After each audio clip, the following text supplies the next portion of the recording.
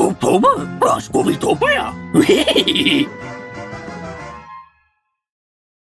Hey, welcome back to Scoobtober on Scoobtopia. For this month-long celebration, we're looking at more of the top scariest villains of Scooby-Doo that gave you nightmares. This is one I've been wanting to get to all year, so I'm happy to have more time than expected this month to be able to get to it finally. Today, we're looking at Scooby-Doo Where Are You? Season 2, Episode 1, Nowhere to Hide, which originally aired on my birthday, September 12th, except in 1970, 26 years earlier, to uncover the frightening and strange case of Dr. Jekyll and Mr. Hyde. That's right, this villain is especially interesting, being inspired by the classic story written by Robert Louis Stevenson, another one of my favorite stories like The Legend of Sleepy Hollow with its Headless Horseman, as covered earlier this year. So there's even more reason to find this particular guy so frightful with some iconic terrifying source material. Being the first episode of the second season, and the first of the 1970s, this episode saw many changes, like Joe Ruby and Ken Spears being promoted to story editors, who went on to cite this as one of their favorite episodes. But also, Stephanie Anna Christopherson has also left the show as the voice of Daphne, now replaced by Heather North, who would continue the role for decades to come. With all that said, let's dig into what made this diabolical madman attached to the nightmares of generations to come.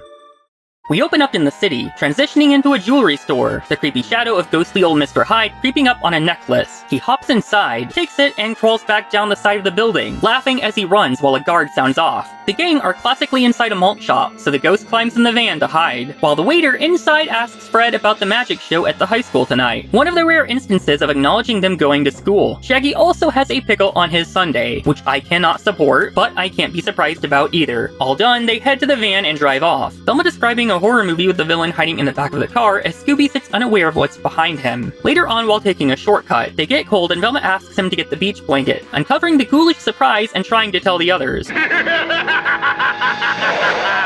They run to Hyde, and the ghost runs off into the fog, while Velma recognizes him as Mr. Hyde, the spirit robbing jewelry everywhere lately. Of course they decide to follow, the ghost walking into what has to be the most spooky looking house he could have gone into. So the gang check the back and find that door unlocked, thinking this will be easy when a trap door opens and they fall into the basement. Poor Scooby and this spring. When they look up, they find themselves in a mad scientist type laboratory. The door opens and they hide, but someone in a white coat walks in instead of the ghost. They find out his name is Dr. Jekyll, and are thankful he wasn't Mr. Hyde, but he says he isn't so sure, as he believes he might be turning into Mr. Hyde like his great-grandfather, the first Dr. Jekyll. This means we're doing the same thing as in the later Sleepy Hollow episode, where this is actually a sequel to the original novel somewhat. He believes he's turning into the ghost of the original Hyde, which I don't know if that makes sense, but go off, King. For 3 years, he says, he's been working on a new vitamin formula you only have to take once, perfecting and testing it last week. He believes something must have gone wrong, everything becoming a blur as he went dizzy, and the next thing he knew, his housekeeper Helga was waking him up, fresh mud on his shoes, which apparently happened again tonight. Scooby even confirms the necklace to be the same Hyde had, but Velma questions why the mud on his shoes is dry if he was just out there. So the gang decide to stay and solve this. Having split up, the boys are sent up to the attic, finding a chest with a lot of costumes Shaggy attributes to its owner being in show business. Suddenly, a shadow creeps over, but thankfully it's not Hyde, it's the housekeeper Helga, upset they've made the attic messy right after she cleaned it.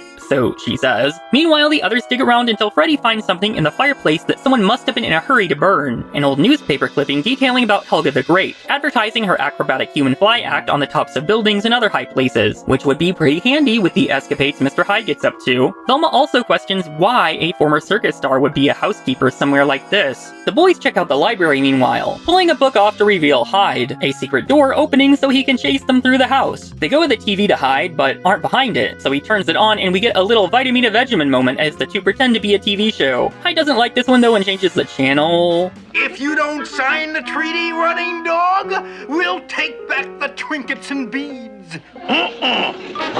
Whatever, then go. Yeah, classic Scooby will do that. Hell, 80s Scooby will do that. Thankfully, they run out of the costumes, the others wondering where they are when the two come flying down the stair rail. Even worse, they fly right into Velma and pass into the laundry chute, flying down and violently landing in the laundry room, the ironing board hitting Shaggy's head. Scooby's astute enough to look at the board while the other two are distracted and finds important clues, muddy shoes and a jacket, plus Helga's duster from earlier, hidden away for some reason. The other two find them and Velma excitedly tells them it's time to search Helga's room, given these new findings, where they discover a can of phosphorus paint and a bottle of knockout drugs, which I could really use, so it's time to tell the doctor. Shaggy meanwhile found a big clue in the fruit bowl, only for the ghost to grab him before he can share, nowhere to be found in the hall. Down in the lab, the ghost has Shaggy chained down while making a sickly concoction, showing he's turning him into a frog.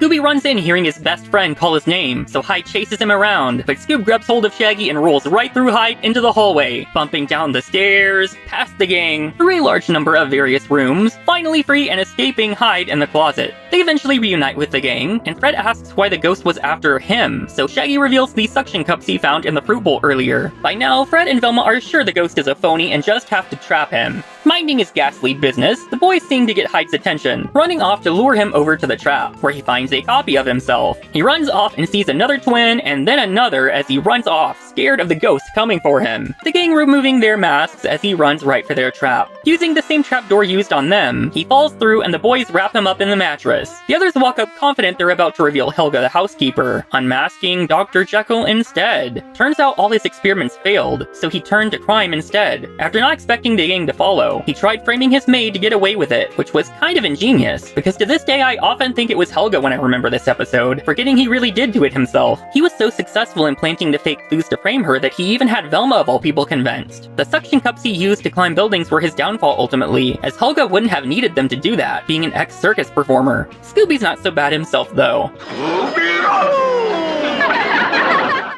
And that's the ghost of Mr. Hyde, haunting the home of poor Dr. Jekyll. I suppose it's fitting that Jekyll ultimately was to blame for Hyde's actions like his great-grandfather, as often as I misremember Helga doing it as he intended. After all, the original novel is a very interesting story of a good man trying to find an outlet for his corrupt side that ends up taking over the more he allows himself to indulge, until there isn't anything left. Many allegories you can read into. It is interesting to make this Jekyll his great-grandson though, like the Ichabod Crane family in the Sleepy Hollow episode, rather than having it be the original or simply inspired by, and likewise acting as though the story of the original Mr. Hyde not only really happened in the Scooby universe, but that it might also be public knowledge what his relative did somehow. This leaves me with a number of questions. It also leaves some about the family tree like in that other episode. I do think it's interesting though when Scooby tries to make well-known works of fiction the subject of the episode like this, and it's easy to see why Ruby and Spears considered it one of their favorite episodes, and why Hyde remains one of the scariest villains for many people to this day. The gang spending time at the malt shop, just hanging out and being friends after school adds a really nice touch that we don't get to see as often in classic episodes, just having real and natural conversations about nothing with each other, and them going back to the van and driving off unaware of the ghost in the back is a chilling thought, very similar to urban legends such as the one where other drivers try to tell the girl with their headlights that the killer is in the back seat. The House of Hyde also delivers great atmosphere, the rundown exterior being perfect classic Scooby, and Jekyll's lab makes for a great villain lair. I could do without this scene, but,